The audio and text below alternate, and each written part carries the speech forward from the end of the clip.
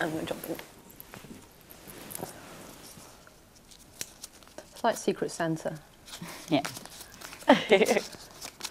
All right. The butch and the femme lesbian.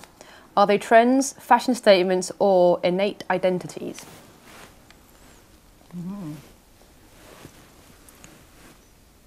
I think it depends on the person. Yeah. Like a lot. I think they can be innate identities, but I think it can become quite obvious depending on how comfortable the person seems within that as a... Yeah, it's just their confidence. I think that when you come out as well, you're kind of like role models. What do I do? Where do I go? Yeah. Who should I go and follow? Who do I need to be like? So you just kind of go through, well, just like everyone in life, everyone kind of goes off and follows their own thing. And like the butch and the femme thing is just like, are you one or the other? And the truth is that you can kind of be a bit of both. You can be in the middle, you can be, and through your life you all kind of change as well. I think it's just important to just go through and try different things. Yeah. I feel like they're disappearing slightly as really definitive terms now. And I think like a lot of that has to do with, I think as identities, there may be possibly quite rooted in some concept of heteronormativity. Like there's some idea of the masculine and the feminine as like, and the two make a whole as a couple, I guess. But I think that is starting to kind of, like those terms are kind of changing within what they mean, because that as a thing is changing within the lesbian community maybe a bit. Well, we've now got terms like soft butch, haven't we? And and the, what do they call it? The Bieberite. And, so much more softer terms associated with, as you say, I think it's fading out. As there's not a cultural necessity that one of you has to be butch and one of you has to be femme, which does still exist in other cultures, I think. Yeah, definitely. But it's, I think, diminishing in our own. But I've definitely had femme stages and butch stages. When I had my really butch stage and my hair was like practically shaven, but it was definitely because I wanted to be identified as I walked down the street as lesbian, because I had long hair, longer than I've got now, and I wanted to be, I hated the fact that no one knew I was a lesbian. I wanted people to know as I walked down the street, and it was, it was like lovely, because as I walked down I'd get stared at by other lesbians coming up the other way, and it was like really nice. And but then I moved through that stage and I grew my hair long and was like, well, I don't really care now whether people know or not. And yeah. But I think it is because it's blending more in now. I mean, like as you said before, I think there is not really a butch and femme as such anymore. Yeah. Or maybe older lesbians, maybe a little bit more, but I do think the younger generation, it's quite mixed.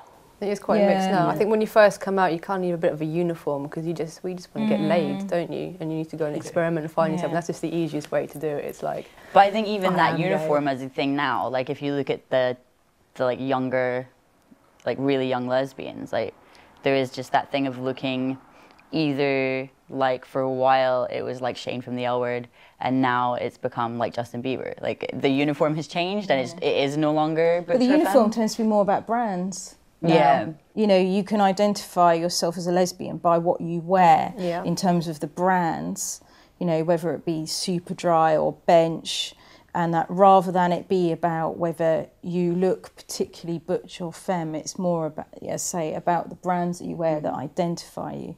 Because I think that, as you're all saying, there's still this need to have an identity, especially when you're coming out, or you know, or you've actually grown comfortable with your sexuality. There's this need to have an identity with lesbian that I think you lose as you know, after you've been out a while. But yeah, it kind of comes through in the brands instead. Yeah, we get more comfortable with yourself and your surroundings, and probably easier flirting and talking with people as well, and going out and finding Plus girls. you already got your friendship group. Yeah. Which might, like if you go to a gay place, people already know you as well. Yeah. It's become easier with yourself, don't you? Yeah. I still like short hair. Yeah. It's just much easier. Just wash your face and just carry on going. Yeah, that's it. Get up in the morning and that's it. Yeah. See, when my hair was shorter, I spent more time on it in front of the mirror. When it gets to that stage when it starts to do its own thing, and you're kind of like, got to get the right sweet.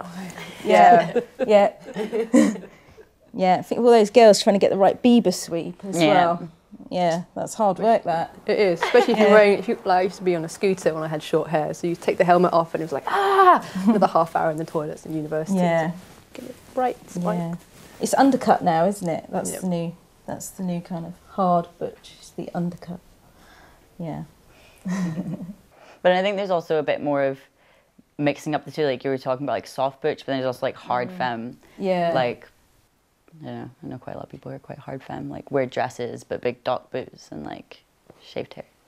But like Yeah. kind of mix up the two a little bit. Yeah. It's more of a... It's a little bit harder identifying lesbians a little bit now, I find. That just means you've got to try a little bit harder, which just makes it more interesting, I suppose.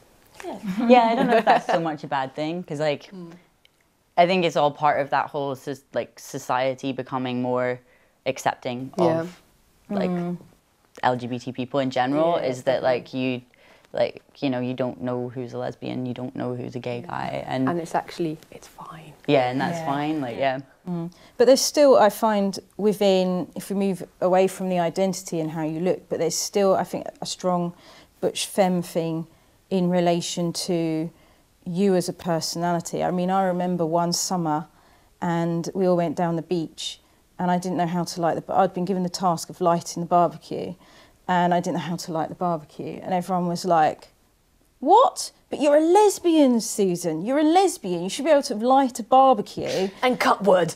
And yeah, exactly. And I felt really incompetent. And kick a ball. Oh, and kick a ball. Yeah. And then when I went to Pride, they even had these whole tasks about how to determine if you were femme or butch. I failed both of them. You had to squeeze this thing and I didn't even come up as femme. It was just absolutely... You're just you, and that's I was fine. just like, I'm just oh me. no. Where's the me test? I know. I was just like, right, okay. Yeah.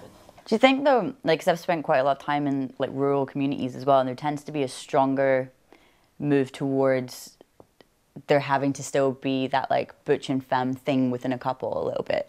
But I think there is a sense that like the reason why you have to be able to do those things is because those are things that men do. And if you don't have men around, then you obviously have to be able to do them yourself, which I think is also something that maybe is also affecting it, because I think that as a thought is changing slightly in society as well. The idea of masculinity and femininity. And Yeah. it's not just about who's the male and who's the female in a relationship. It's about, okay, who's the one who's the talker, who's the doer, who's the fixer, who's the supportive one. It's just different aspects that you just need in a relationship generally. Yeah. Yeah, definitely. Yeah, as opposed to who's the butch and who's the femme. Yeah.